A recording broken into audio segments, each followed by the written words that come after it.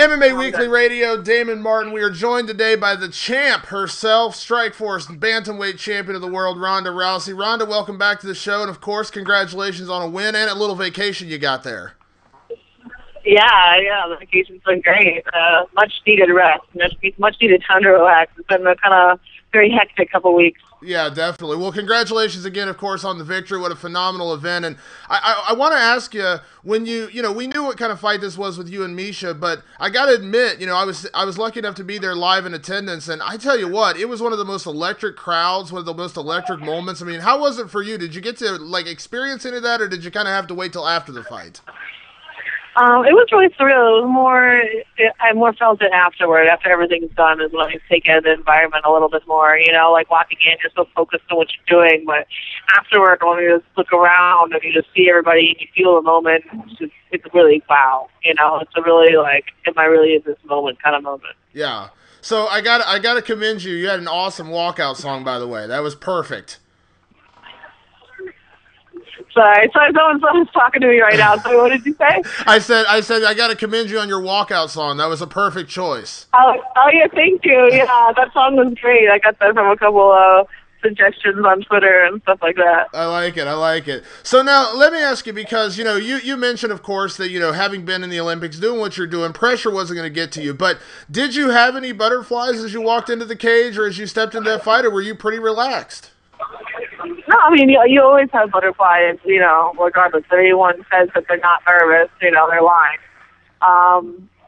But no, it's just how you deal with it, For some reason, coming in that moment and seeing everything happening at that time, it really helps put me in that mind space where, you can really get things done. Yeah. Now, before we talk about the fight too much, Ronda, I want to ask you, have you gone back and watched the video of the fight, once or twice since then? Yeah, no, I watch it all the time. I made a lot of mistakes, so I try to look and study all these things. But overall, yeah, it went really great. I'm pretty stoked about it. Yeah. Okay, so let me ask you this. Coming out, we all wondered, how would Miesha approach the fight? She came out kind of gunning right away and got in your face, and it was almost like she was inviting you to take her down. Did that surprise you at all? I'm sorry, I'm in the middle. I got to take a picture with somebody right now. You go right ahead. I know. I don't want to be a jerk. You got it? Did it work? Oh, no one knows how to work their camera, apparently. I've learned this. That no one knows how a camera works. It's like the newest thing. Oh, really? Don't say that too loud. I'm sorry, I can keep talking to you right now. No, I'm just having 1,000 people trying to talk to me at once. So, what was your question? Talking about Miesha coming out, obviously, right away, getting in your face, and it almost seemed like she was inviting the takedown. Were you kind of surprised that she had that approach? Yeah, I actually was really surprised that she would just come and swing it like that and falling into it. It seemed like a really kind of a dumb game plan, and probably why, I got caught at all because I wasn't expecting it. Yeah. So now you got her down. I know you talked about it after the fight that you didn't have the first armbar. Talk to us about that and that moment when you didn't get it. Was there any discouragement there, or was it really just a matter of resetting and getting back to it again? Sorry, it's really loud here. Can you ask me one more time? Yeah, of course. You admitted after the fight when you went for that first armbar, you didn't have it. Was there any, I don't want to use the word panic, but you know what I mean. Was there anything in there where you're like, crap, I didn't get it? Or did you just have to reset and kind of start over again?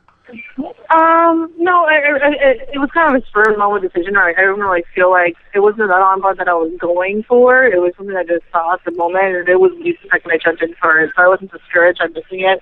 But I do remember having a moment when I knew that when we got back to our feet again, that the first exchange was over, and it was kind of like, okay, cool, reset, keep going, same thing over and over, because I knew I was past that first exchange, which was just a moment that I knew that was going to happen, and it was just kind of, I remember acknowledging that moment that we were past the first minute. Yeah. So let me ask you just a very honest question, Ronda, because you people talk about you have, this vicious armbar. We know that you do, obviously, but I'm quite sure you have a lot of other submissions in your arsenal, but let me ask you, when you had that armbar the second time, was it something just the perfect opening for it, or were you literally trying to prove a point, saying, you know what, I'm gonna take this chick's arm? You know what, I felt like I didn't know how much time was left, and I didn't know if the referee was going to call it anytime soon. And I just felt like in that moment, I decided that the most definite way to win at that point would be to abandon the position and go for an armbar, as opposed to trying to hold where I was and go for a TKO. Yeah. And so it wasn't to prove a point. It was just what I thought was the safest idea. Yeah. So now we've all seen the video 1,000 times now of the arm bending backwards. As you're in that moment though, Ronda, be honest, man, what's going through your mind? Are you thinking, why is she not tapping? Why is the ref not stopping this? Or she's just going to go home without an arm? No, usually I'm just thinking, is it working? Is it working? You know, is it bending the wrong way? Is it actually going against the joint? And then once I figure out that no, it's really out, it's still going, then I usually either try to sit up and point at it with my other arm, which you actually see in my last 2 fights, that after the girl's arms are already dislocated, I try to point at it with my other hand at the referee, because after I know it's out, I'm just kind of like, okay, what else do you want me to do? Yeah, and a lot of people, you know, were critical of that. I mean, she eventually tapped, of course, and I guess, you know, the word's out there now, she doesn't have to have surgery and all that stuff, which is good news, I'm sure, because ultimately, I'm sure you don't want to hurt anyone more than anyone wants to see someone get hurt. Oh yeah, and I don't enjoy harming people. I want to win, and you know, it's just part of the game. They would do the same thing to me if they could, and it's part of what makes the sport so cool and exciting, because there's a lot on the line. Yeah.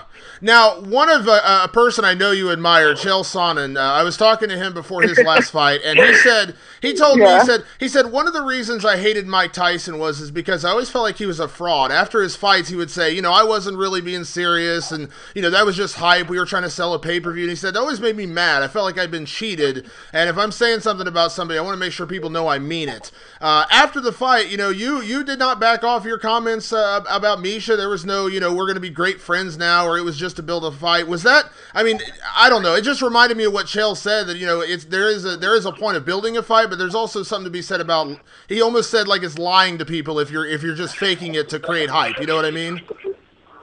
Well, yeah, I mean, I was upfront from the beginning that, you know, I was provoked in the most minimal way, you know, to start this whole thing. But there was a lot that happened in those couple of months, you know, between me and Miesha, and then it kind of developed. The whole relationship between me and her developed between, you know, I was just kind of, you know, trying to get a fight from her, to, all right, you know, there is some history, things have been said, things have happened, you know, and then after the weigh-ins, I was just like, you know what, we can't be cool. I even if this is the only way I've known you is when we're going to fight each other, like, after the weigh-ins, I was just like, you know what, regardless of the situation, I wouldn't like anybody who would do something like that. Yeah. So now, after the fight, I know you've made some comments, I think it was to our friends at Tap Out Radio, where you talked about, you know, the comments she had made where she felt she was winning the fight, and she definitely wants a rematch. And we saw the stuff with her boyfriend, Brian Caraway. Is there still that internal side where you're like, you know what, I'd like to beat her up one more time just to prove a point, or would you like to move on from this whole Miesha Tate thing? You know, I'll just do whatever I gotta do. If people want to see it, then I'll do it, you know, but I wouldn't feel bad about beating her up again, but I'm not going to go out of my way if it's, you know, not within the best interest of my career at the moment. Yeah, yeah. So now, with that said, I want to ask you honestly, you're taking pictures. I know you got a call from Dana White, Lorenzo, everybody. How much, honestly, has life changed for you since winning the title? Have people recognized you more? Has it been different? Oh, one thing's changed. My company changes a lot more ever since I started, I'll tell you that. All right. Tell us about the company you're keeping. Who are the cast of characters? Be honest now. Oh, I don't know if I can say anything right now. I haven't gotten the go-ahead. Uh-oh. Somebody notorious is in your company then, I have a feeling. Yeah, someone notorious is in my company. This is true. Yeah. So now, one of the fans was asking, you know, when you win a gold medal in the Olympics, you got to be very proud and wear that. Have you worn the title out anywhere yet? Has it worn off? No, I said, have you worn the title out in public anywhere yet? Yeah, I did take it to a bar in Boston at one point because I was meeting some friends there and they hadn't seen it yet. But yeah, I haven't, like, you know, gone clubbing or anything with it. Haven't gone the full Tim Sylvia where you're walking around in public wearing it to bed, that kind of thing? No, I haven't gone to Baskin Robbins with my belt on yet. Give it time, Rhonda. Come on now. Okay.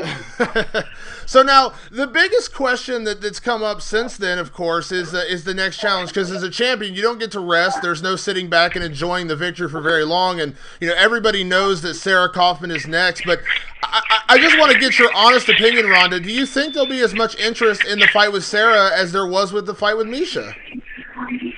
I don't know. Only time could tell. Like, I haven't really seen the full extent of everything that's going to result from this fight.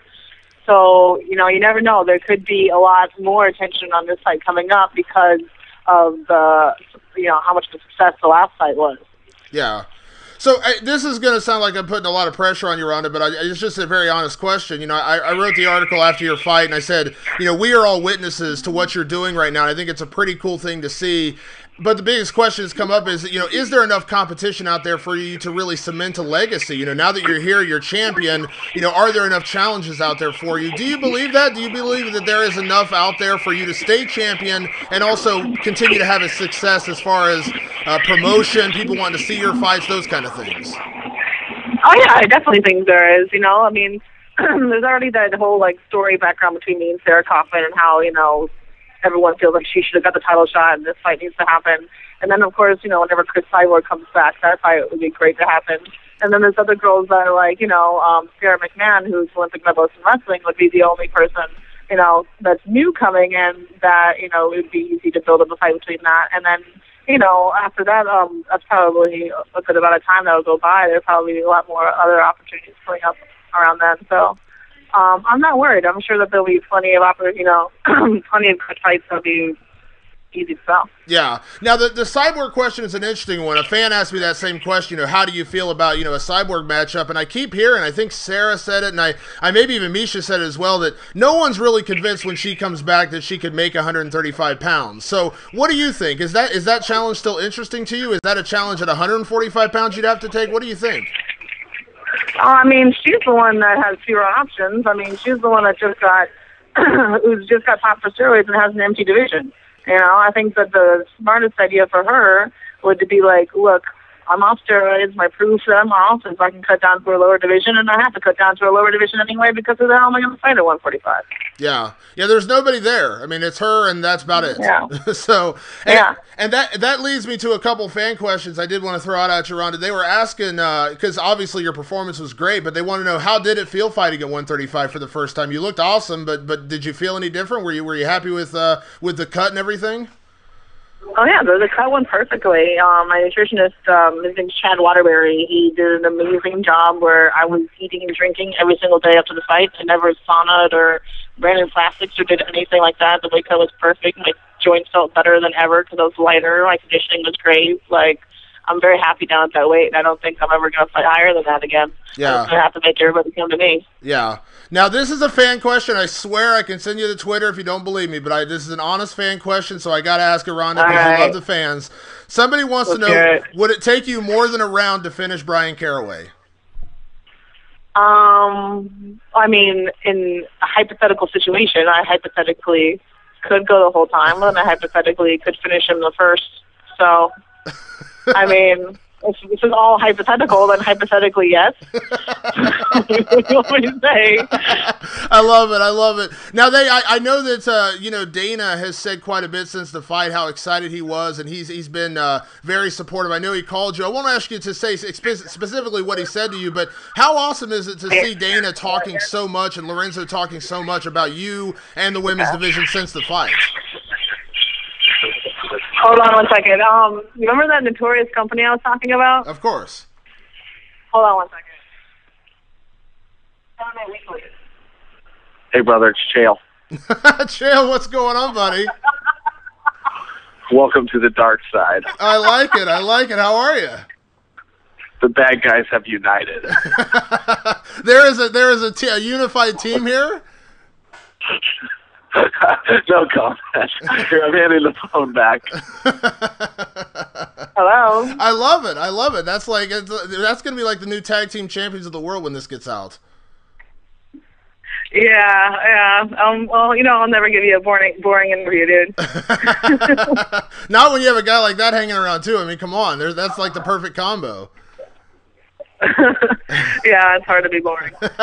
I love it. Now, real quick, before I get you out of here, Ronda, I want to ask you, you're hanging out with Chael. I know you were obviously doing some vacation things. I've heard some rumors, and maybe you can tell us, because I know you worked with him before the fight. Heard a lot of people talking that you're going to start working more with Nick Diaz in his camp. Can you tell us about that? Yeah, I'm going up there from the 3rd to the 16th, and it's actually going to be the first time ever since I started doing MMA that I'm going to be training, for an actual extended period of time away from, my core camp that I've always been with. Which is funny because when I did judo, I used to go around all the time. Like every month or so, I would go away for like a week or 2 weeks or to go train somewhere else, and for some reason it's something I never did in MMA, so they invited me to come train up there, and they're good at a bunch of things that I need to work on, and so I'm super excited. It's the first time I'm going to be training away from home in a long time.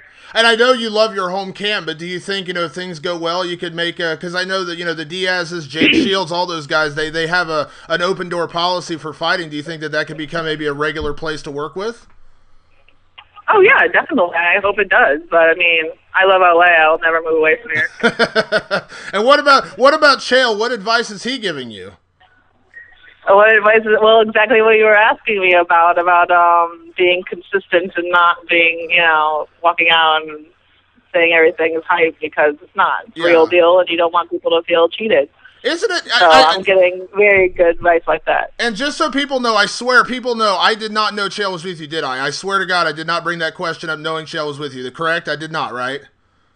No, you didn't know. You definitely didn't know. I had to ask first to make sure it was okay. I brought that question up completely honestly because that is something that Chael told me. So I know, it was such a coincidence. I was like, actually. Yeah, that was the interview that I did with Chael before the Bisping fight. So that was completely coincidence. So, but well, Ronda, obviously you're busy. We don't want to take up too much more of your time. We definitely appreciate you taking the time as always, and I want to give you the chance for your sponsors, the people you support, anybody you want to give a shout out to. You go right ahead. Shout out to Gaspari, Citizens Humanity, Fiction Throwdown, Strata Wheels, and I'm sure I'm forgetting somebody, but whatever. Follow me on Twitter at Ronda Rousey, RONDAROUSEY, and that's it, dude. Oh, yeah. If you need to know anything else, just Google me, bitch. And before I forget, I actually got to bring up one more thing. At the show, we talked about The Fifth Element. We talked about your love of fractals. Real quick, I heard that you're a fan of The Walking Dead also. Of course, I love The Walking Dead. Who doesn't like The Walking Dead? Okay, well, we had Merle Dixon and T-Dog on our radio show this week. I didn't know if you knew that or not, but we had them on the radio show. We had two of the cast members on, so I heard you're a big fan. So. That's cool. Yeah. So. Yeah, I tell them that if there's zombies going on, just get a houseboat, okay, and then just reel it out during the day, and then during the night, hang out there, and then reel it in and go to the grocery store with a bunch of friends whenever you need to, and then you're fine. Yeah. I think that's what they should just do on the show. Go to the houseboat. I like it. Ronda, again, thank you so much. much. The reason why I'm investing in one. See, there you go, and you're right, and you're near the coast, so you got a quick getaway. Exactly. Well, Ronda, again, thank you so much for the time. We definitely appreciate it, and stop back and see us again soon. All right, thank you so much. All right, bye-bye. Bye.